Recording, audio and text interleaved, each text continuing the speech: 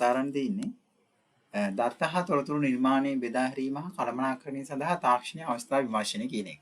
එතකොට දැන් මේක අපි ඊයේ කතා කරා පළවෙනි නිපුණතාවය.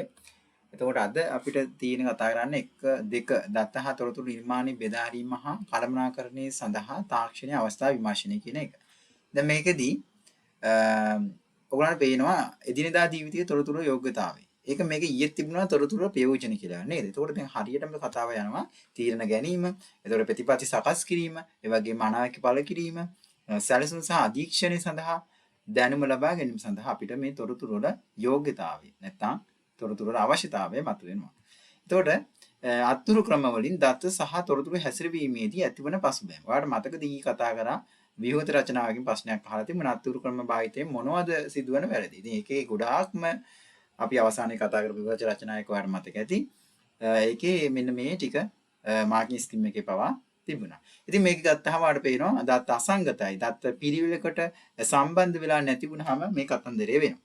ඒ වගේම දත්ත අනුපිටපත් වීම. එකම දත්තේ නැවත නැවත තැන්පත් වීමට තමයි දත්ත අනුපිටපත් වෙනවා කියලා කියන්නේ. තොරතුරු වැරදි සහ දෝෂ සහගත වීම. වැරදි වෙන්න පුළුවන් අඩුපාඩු තියෙන පුළුවන්. එහෙම වුණාම අපිට හරියට නිගමන ගන්න පවා බැරි වෙනවා. ඒකට හේතුව තමයි අපි ගොඩක්ම කරන්නේ මේ අත්තුරු ක්‍රම බයි කියන්නේ මිනිසා මුල්ලා තමයි අපි හැමදේම කරන්න පටන්ගෙන තියෙන්නේ. ඒ නිසා ඒක නිසා තමයි මේ වැඩේ වෙන්නේ. ඒවන සැකසීමේදී ඇතිවන ප්‍රමාද දෝෂ කාලයේ වැයවීම හේතුවෙන් ඇති වෙනවා මේ අත්තුරු ක්‍රම නිසා. ඒ වගේ අත්තුරු ක්‍රම නිසා තවත් තියෙන බෙදා ගැනීමේ අඩුපාඩු. සමහරට පෙරකට හම්බ වෙන්නේ නැති වෙන්න පුළුවන් තොරතුරු ඒ වගේ වෙන්න පුළුවන්. අකාර්යක්ෂම බව. කිසිම කාර්යක්ෂම භාවයක් නැහැ. කියන්නේ එක දිගට වැඩ කිරීමේ හැකියාව මිනිසාට නැහැනේ. ඉතින් ඒ නිසා සමහර වෙලාවට අවශ්‍ය වෙලාවට ලැබෙන්නේ නැති වෙන්න පුළුවන් මේ අත්තිරු ක්‍රමවලදී. ඒ වගේම තමයි විශ්වසනීයත්වයේ අඩු බව. ඒ කියන්නේ අපිට හරියට දත්තය ලබා දුන්නද හරියට ඒක ක්‍රියාත්මක වුණාද හරියට සැකසුණාද කියලා හරියට බලා ගන්න විදියක් නැති වෙනවා. මිනිසා මුල් වෙලා මේ වැඩ කරන නිසා. ඒ වගේම කල් පැවැත්ම අඩු වෙනවා. අපි ඔකට දන්නවා ගොඩක් කල් තියාගෙන ඉන්න බෑ. අපිට දැන් print out එකක් වුණත් ඒ කියන්නේ දැන් අපි හිතමු නිකන් අපි කොලේක ලියන දෙයක් වුණත් කොල කෑලි ඒ වගේ දේවල් අපිට ගොඩක් දවස් වුණත් තියාගන්න බෑ. එක එක ප්‍රශ්න නිසා ඒවා නැති වෙන්න පුළුවන්.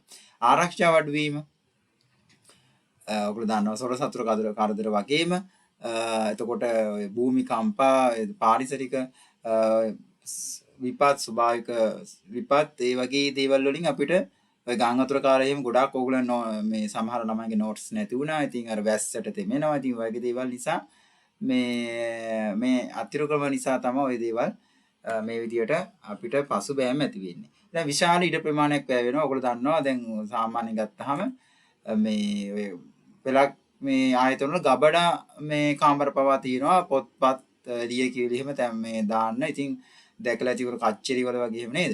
එතකොට ඒ තැන් වල මේ ඉතින් අපිට පුළුවන් මේ ඔක්කොම ප්‍රශ්න වෙලා තියෙන්නේ ඇයි? අත්තිරු ක්‍රම නිසානේ. හරි. කාලානුරූපී නොවන නිසා වටිනාකම අඩු වීම. ආදාළ කාලයට ලැබෙන්නේ නැති නිසා වටිනාකම අඩු වෙන්න පුළුවන්. ඉතින් මේ ඔක්කොම ඇති වෙන්නේ ඇයි? අත්තිරු ක්‍රම අපි භාවිතා කරලා මේ දත්ත සැකසීම නිසා. ඉතින් අපි කරන්න ඕනේ මොකද්ද? තාක්ෂණික ක්‍රම භාවිතා කරලා මේ දේවල් පසුබෑම් ටික අඩු කරගන්න ඕනේ. ඊට පස්සේ මිනිස් ජීවිත අනතුරු විය හැකි අවස්ථාවල හස්ත ක්‍රම භාවිතා කරන්න නොහැකි වීම. ඇත්තනේ කතාව සාමාන්‍ය සමහර අවස්ථාවලදී අපිට විවිධ ස්ථාන වලට යන්න වෙනවා. දැන් උදාහරණ මරියානා ආගාධය එතකොට ඒ තැන් වල යන්න ඇත්තටම අමාරුයි අපහසුයි. ගැඹුරු මුහුද ඈත අභ්‍යවකාශ. ඉතින් මේ වගේ සමහර තැන් වලට ගියොත් අනතුරු වෙන්න පුළුවන්. හරි බයයි. ඒ කියන්නේ මිනිස් ජීවිත වලට අනතුරු වෙන්න පුළුවන්. ඉතින් මිනිසා මුල් වෙලා මේ දත්ත සකස් කළ තොරතුරු හොයනවට වඩා අපිට ලේසියෙම තාක්ෂණික දේවල් භාවිතා කරලා කරන එක. ඉතින් ඔයගොල්ලන්ට තේරෙනවා මේ කතාවේ බරපතලකම මොකද්ද කියලා. ඉතින් අපිට ඇත්තටම මොන හරි තාක්ෂණික ක්‍රමයක් තියෙනවා නම් මිනිසාට ජීවිත බේරගෙන අනතුරු අඩු අවම කරගෙන අපිට තොරතුරු හොයන්න හැකියාව තියෙනවා. ඊළඟට තොරතුරු හා සංවේදී තාක්ෂණ යුගයේ උදාව. මෙන්න මේ හේතු මත තොරතුරු හා සංවේදී තාක්ෂණ යුගයේ උදා වෙනවා. ඉස්සර තොරතුරු නිර්මාණය කරන්න පුළුවන් වුණාට බෙදා හදා ගන්න අවශ්‍ය තාක්ෂණයක් තිබුණේ නැහැ. ඊට පස්සේ සංවේදන තාක්ෂණය ආරම්භ වෙනවා. ඉතින් කොහොම හරි මේ තොරතුරු සංවේදන තාක්ෂණ යුගයේ උදා වෙන්නේ කොහොමද? මේ අතුරු ගමන පසුබෑම අයින් කරගන්න මිනිසාට ඕනි වුණා. මෙයා මිනිසා මුල් වෙලා වැඩ කරන එක හරිය ගියේ නැහැ. ඔයගොල්ලෝ දන්නවා දැන් ගොඩාක්ම ප්‍රශ්න ඇති වුණා මේ හේතු නිසා. ඉතින් ඒ නිසා අලුත් ක්‍රම වලට යන්න මාර්ගය අවශ්‍ය වුණා. අවස්ථාව ඕන වුණා. එතකොට මන්දගාමීත්වය, ඒ කියන්නේ ස්ලෝ, විශ්වසනීයත්වයෙන් තොරවීම, නිවැරදි නොවීම වගේ දේවල් හේතුවෙන් ඒ දවස්වල හරියට තොරතුරක් හොයා ගැනීම, බෙදා ගැනීම වගේ දේවල් කරගන්න අපහසු වුණා. තොරතුරු හා සංහිතාශීන වැදගත්කම් ප්‍රයෝජන මොනවද? ඉතින් අපිට දැන් තේරෙනවා දැන්ටමත් අපි කොච්චර ප්‍රයෝජන ගන්නවද නේද? තොරතුරු හා සංහිතාශීන භාවිතය කොච්චර ප්‍රයෝජන ගන්නවද? ඉතින් අමුතෙන් කියන්න අවශ්‍ය නැහැ. ඊළඟට තොරතුරු හා සංහිතාශීන මෙවලම් ICT tools කියලා අපි කියනවා නම් තොරතුරු හා සංහිතාශීන විෂය තුල භාවිතා කරන උපකරණ වලට තමයි අපි තොරතුරු හා සංහිතාශීන මෙවලම් කියලා කියන්නේ. ඉංග්‍රීසි වලින් අපි කියනවා ICT tools කියලා. එතකොට තොරතුරු සමුද්දරණය හා බෙදා ගැනීම. ඒ කියන්නේ අපිට යම්කිසි මාධ්‍යකින් තොරතුරු ලබා ගන්න ඕන අපි කියනවා තොරතුරු සමුද්දරණයක් ඇතුළත තියෙනවා කියලා. ඒ වගේම අපි යම්කිසි මාධ්‍යකින් තොරතුරු ලබාගෙන ඒවා බෙදා හදා ගැනීම කරනවා. සාම්ප්‍රදායික සංයුක්ත තාක්ෂණය ඔයගොල්ලෝ දන්නවා. අර හූ තියලා ඒ වගේම අඬ බෙර ගහලා ඒ වගේ දේවල් වලින් තමයි සංනිවේදනය වුනේ. නමුත් නූතන සංනිවේදනයේදී SMS, එතකොට emails, එතකොට WhatsApp, Insta messaging ඒ වගේ දේවල් භාවිතා කරලා මාධ්‍යයකින් අපිට දත්ත ලබා ගැනීම හැකියාව තියෙනවා. හරිද? ඊළඟට පරිගණක ජාල හා අන්තර්ජාල හා ලෝක විසිරවීම. පරිගණක ජාලය ඇති වුණේ කොහොමද? අන්තර්ජාලය නිර්මාණය වුණේ කොහොමද? සහ ලෝක විසිරවීම දක්වා මේවා වර්ධනය වුණේ කොහොමද?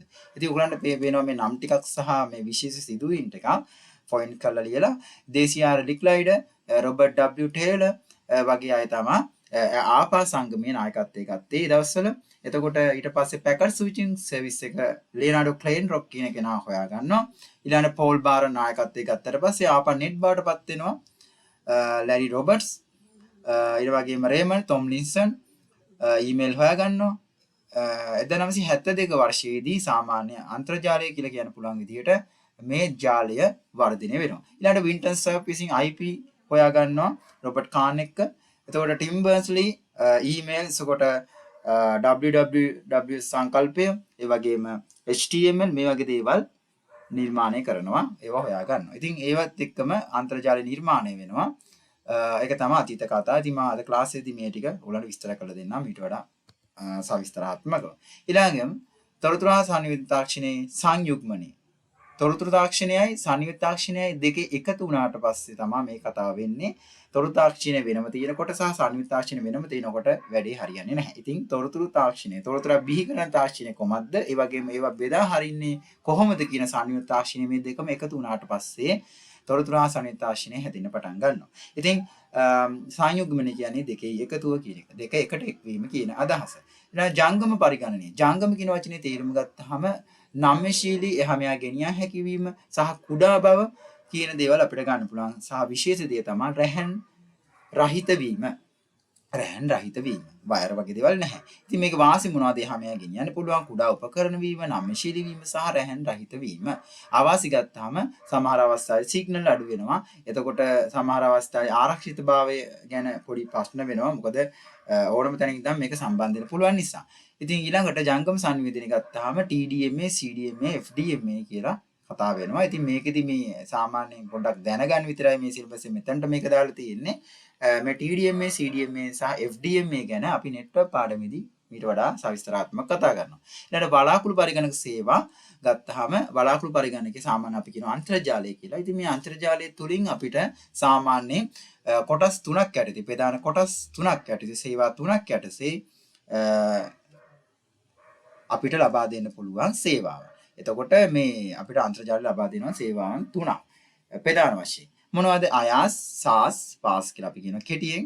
එතකොට මේ IMPA structure as a service ඒ කියන්නේ යටිතල පහසුකමක් විදිහට අපිට මේ අන්තර්ජාලයේ සේවා ලබා දෙනවා. ඒ වගේම software as a service ඒ කියන්නේ මුද්‍රකාංග සේවාවක් ලෙස අපිට අන්තර්ජාලයේ සේවා ලබා දෙනවා. ඒ වගේම platform as a service ඒ කියන්නේ සංවර්ධන පරිසර සේවාවක් විදිහට අපිට අන්තර්ජාලයේ සේවා ලබා දෙනවා.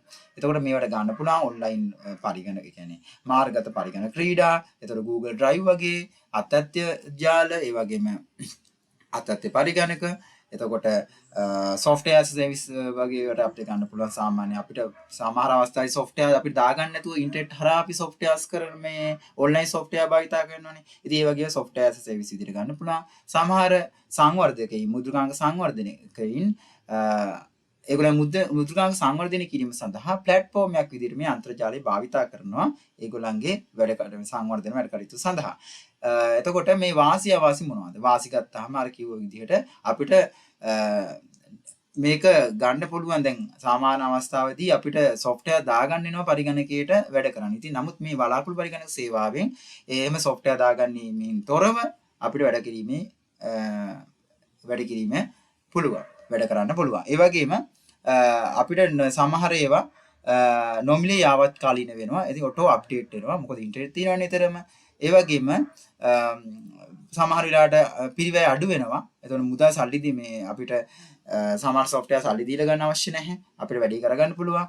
ඒ වගේම තමයි අපිට යටිතල කියන්නේ වෙනත් පරිගණකවල තියෙන performance භාවිතා කරලා ඒ කියන්නේ වෙනත් පරිගණකයේ තියෙන බලයන් භාවිතා කරලා අපිට අපේ තියෙන සාමාන්‍ය පරිගණකේ වැඩ කිරීමේ හැකියාවක් තියෙනවා. ඒතකොට අවාසි ගත්තාම එක දිගට නොනවත්වාම මේ අපිට අන්තර්ජාලය අවශ්‍ය වෙනවා. ඒ වගේම සමහර අවස්ථාවේදී ඔය සිග්නල් අඩු වැඩි වීම වලදී පොඩි ප්‍රශ්න මේක නිසි ක්‍රියාකාරීත්වයක් වෙන්නේ නැති වෙන්න පුළුවන්. ඒ වගේම තමයි අන්තර්ජාලය අවශ්‍ය වෙනවා මේ වැඩේට. හරි. ඊළඟට තොරතුරු නිර්මාණය කිරීමේ වියුක්තාකෘතිය වශයෙන් ගත්තාම ඔයගොල්ලෝ දන්නවා මේක වියුක්තාකෘතියක් කියලා කියන්නේ මේක අපිට හිතාගැනීමේ තියෙන දෙයක්. මේ සංකීර්ණ දෙයක් වියුක්ත විදියට අපි හිතන දෙයක්, ඇබ්ස්ට්‍රැක්ට් විදියට හිතන දෙයක්. ඉතින් මේකදී කොටස් තුනක් වශයෙන් තියෙනවා. දත්ත ආදානය කරාම, ඒ කියන්නේ ඇතුළත් කරාම, ඒ වගේම පද්ධතිය ආරායව සැකසුම් කරාම, සැකසීමක් කරාම සහ ප්‍රතිදානයේ විදිහට තොරතුරු ලබා දෙන්න පුළුවන් හැකියාව තියෙනවා. ඉතින් ආදානයේ සැකසුම ප්‍රතිදානය කියන එක අපි ඒ words තුනට ඒ වචන තුනට මේක කෙටි කර ගන්නවා. ඊළඟට පද්ධතියක් යනු කියලා තියෙනවා. පද්ධතියක් යනු කියලා කියන්නේ යම් කිසි වැඩක් කරගන්න. ඒ කියන්නේ යම් කිසි අරමුණක් ඉටු කරගන්න අවයව නැත්නම් අංග සමූහයක් එකට එකතු වෙලා වැඩ කිරීමක් තමයි පද්ධතියක් කියලා කියන්නේ. සරලව ගත්තොත් තොරතුරු පද්ධතියක් කියන්නේ මොකක්ද? තොරතුරු පද්ධතියේ අරමුණ වෙන්නේ තොරතුරු පිටතට ලබා දීම. ඉතින් ඒ නිසා දත්ත ලබා ගනිමින් ඒවා සකස් කරමින් තොරතුරු පිටතට ලබා දීම තමයි තොරතුරු පද්ධතියක අරමුණක් වෙන්නේ. ඉතින් මේකත් එක්ක තමයි අපිට කතා කරන්න තියෙන්නේ අද පාඩම. ඉතින් අපි අද මේ ක්ලාස් එකේ පන්තිය තුලින් මේ ටික ඔක්කොම ටික කතා කරලා අදාළ පේපර්ස් එහෙම කරමු.